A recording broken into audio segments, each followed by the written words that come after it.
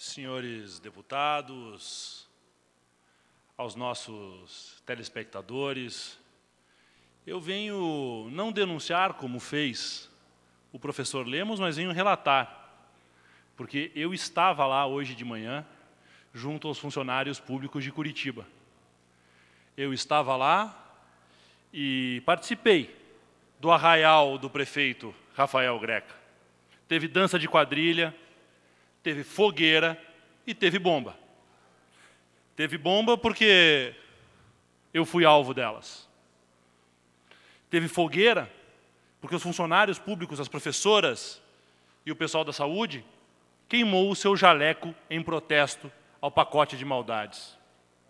E teve dança de quadrilha porque, segundo os vereadores relatam nos jornais locais, houve compra de apoio para o pacotaço. Isso o Ministério Público deverá investigar, isso o vereador que fez a denúncia deverá provar, e vamos esperar que a justiça seja feita. Porque o pacote de maldades do prefeito Rafael Greca atinge muito mais que o funcionalismo público de Curitiba. Atinge as milhares de pessoas que são atendidas na rede de saúde pública.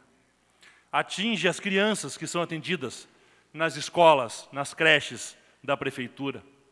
Desmotiva e faz desacreditar os bons funcionários da prefeitura que prestam com toda a boa vontade o seu trabalho.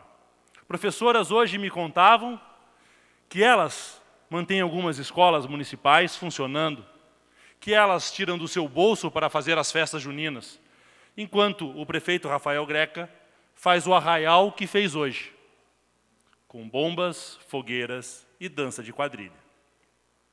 Senhores, o que me choca mais no pacote de maldades do Rafael Greca não é que ele é igual ao pacote de maldades do Beto Richa.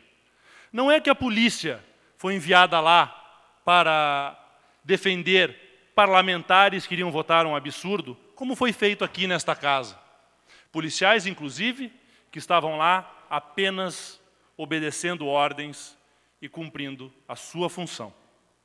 Agora me estranha, se não há ordem judicial desta vez, por que tamanho aparato policial?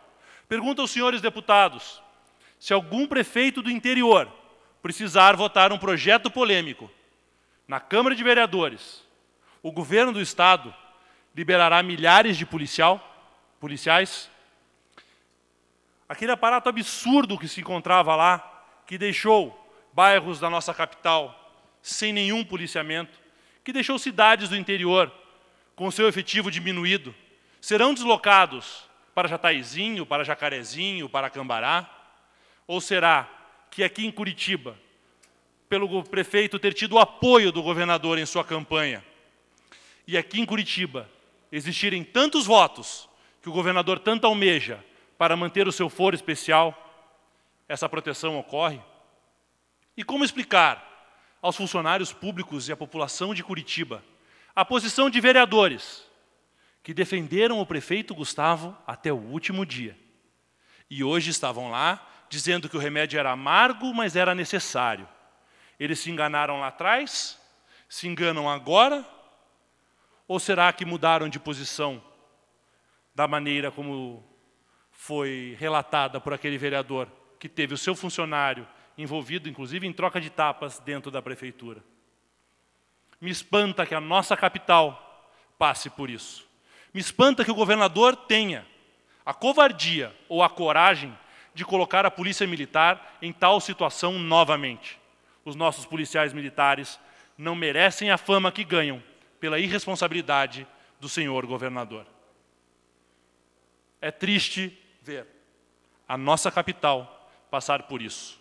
É triste ver que a população de Curitiba irá pagar caro pela irresponsabilidade de um prefeito. É triste ver a história se repetir como farsa e tragédia ao mesmo tempo na capital paranaense. Era isso, senhores, que eu tinha para hoje.